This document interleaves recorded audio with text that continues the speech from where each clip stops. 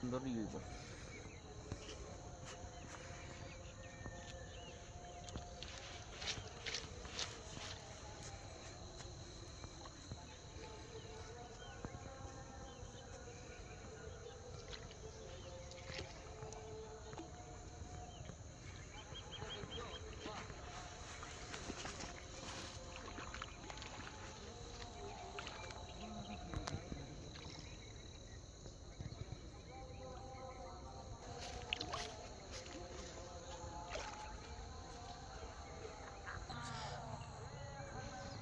আসসালামু আলাইকুম।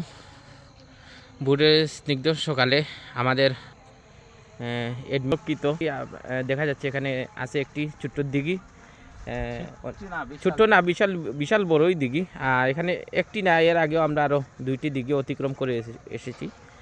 এখানে প্রচুর মাছ আছে। ব্যক্তিগত উদ্যোগে কেউ লিজ নিয়ে এটা কাজ করছেন। এখানে বসার জন্য একটি সুন্দর ঘাট তৈরি করা হয়েছে। আর সম্ভবত 2019-এর দিকে এসেছিলাম। তো আজকে নতুন করে আবার এই জায়গায় পদচারণা,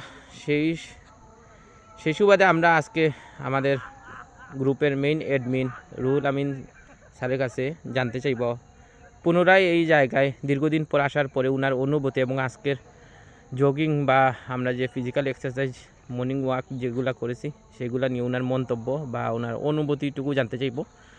আমরা চলে যাচ্ছি সরাসরি স্যারের কাছে। স্যার, আপনার অনুভূতিটুকু। ধন্যবাদ আব্দুল লতিফ। আসলে সবাইকে শুভ সকাল। আমরা তো প্রতিদিনই বের হই, তো তারই ধারাবাহিকতায় আজ আমরা বের হয়ে চলে আসছি আলীবাহার চা বাগানের দক্ষিণ দিকের অংশে, যে জায়গাটাতে 2019 সালে আমরা একবার এসেছিলাম এবং সেই 2019 সালের স্মৃতিচারণ হলো এখানে আসার পর। দিঘিটিতে প্রথমে দেখার পর মনে হলো যে এত বড় একটি দিঘি এখানে রয়েছে। এখানে ফিশারিজ প্রকল্প হয়তো গ্রহণ করা আছে, কেউ হয়তো ব্যক্তিগত উদ্যোগ নিয়ে। দেখতেই পাচ্ছেন ভিডিওতে দেখা যাচ্ছে বিশাল একটি দিঘি এবং সেখানে প্রচুর পরিমাণে মাছ চাষ করা হয় এবং মাছ চাষ করে যেই মাছ চাষের মাধ্যমে হয়তো তারা আর্থিকভাবে সচ্ছলতা লাভ করেন, পাশাপাশি আমাদের মানুষের যে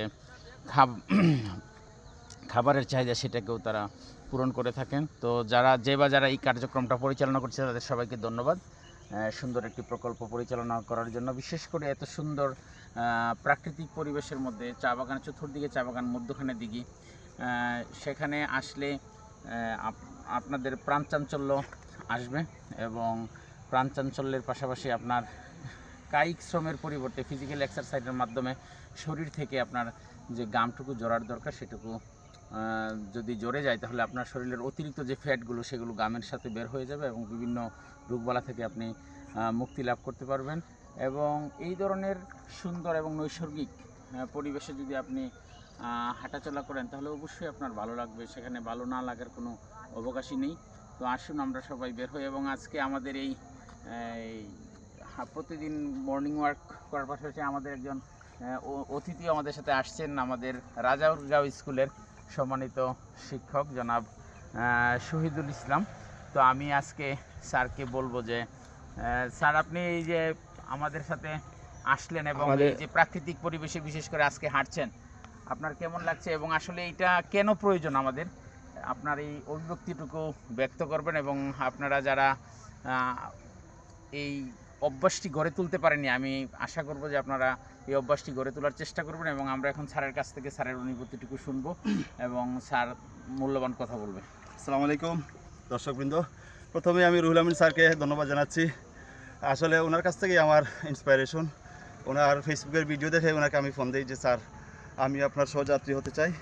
তো আজকে এখানে আসলাম, স্যারের সাথে নতুন একটা পরিবেশ পেয়েছি এবং সেই সাথে উপভোগ করছি সকালের আবহাওয়া এবং সাথে সাথে শারীরিক মানসিক দুইটাই মানে একটা প্রশান্তি সুযোগ হচ্ছে। স্যারকে ধন্যবাদ।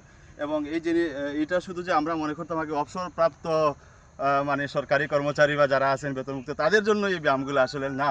এখন দেখা যাচ্ছে যে এখানে এসে দেখছি যে অবস্থা, যেখানে তরুণ থেকে শুরু করে বৃদ্ধ বয়সে সবাই আছেন, সবাই এই যে এক্সারসাইজগুলো সকালের যে মর্নিং ওয়াক, জগিং যাই বলেন না কেন, সব কিছু করে থাকেন।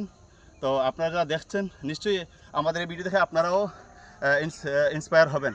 তো স্যারকে ধন্যবাদ। স্যারের মাধ্যমে আমার আশা করি এই যে ভবিষ্যতে ওনার সাথে থাকবো এবং আমাদের কমিউনিটিটা আরও অনেক অনেক বড় হবে। ধন্যবাদ। ধন্যবাদ স্যারকে, খুব সুন্দর পরামর্শ দিয়েছেন। আসলে স্যার একটা কথা বলছেন যে মনে হচ্ছে যে আমরা যারা রিটায়ার্ড হয়ে যাই শুধু তাদের জন্যই মনে হয় এই কাজটা, আসলে না, আসলে এটা সবার জন্যই দরকার এবং আমাদের সকলের জন্য এই কাজটা যদি আমরা চলমান করতে পারি আমরা অবশ্যই ভালো থাকবো। তো এই পর্যায়ে আমরা আমাদের যে প্রতিনিয়ত যে কষ্ট করে আমাদের এই ভিডিওগুলো ধারণ করে থাকে আমাদের আব্দুল লতিফ, যাকে আমরা মিডিয়া পার্সন বলে থাকি, আব্দুল লতিফের কাছ থেকে শুনবো। প্রথমে আমরা আব্দুল লতিফের কাছ থেকে তার বিভিন্ন কথাবার্তা শুনেছি এবং হাঁটা এবং অনেক দূরে হেঁটে আসতে হবে, আবার এখান থেকে ব্যাক করে যেতে হবে, এই ধরনের মন মানসিকতা আপনাকে পোষণ করতে হবে এবং সেটাকে ধরে রাখার জন্য আপনার মনোবলকে সবসময় ধীরভাবে ধারণ করতে হবে। এই ব্যাপারে স্যার কথা বলবে এবং স্যারের কথার মধ্যে আমাদের আজকের এই কথা এখানে শেষ হবে। তো স্যার, আপনি যারা আসতে চায় এবং এই কেন হাঁটবো, এইটা আসলে কেন দরকার, এই বিষয়ে স্যার একটু কথা বলার সাথে সাথেই আজকে আমরা আমাদের হাঁটাটা শেষ করে দেব। আমি যেটা বলতে চাই, আসলে হাঁটবো কেন সবাই জানে, কিন্তু আসলে ওই যে স্যার যেটা বলেছেন উষ্ণতা ছেড়ে সবাই আসতে চায় না। অনেকে অনেক যে লেগিংস দেখা যায়, আমার এই নাই সেই নাই, আমার এটা ড্রেস লাগবে, সুন্দর একটা ড্রেস আপ লাগবে। দেখেন আমি কিভাবে আসছি।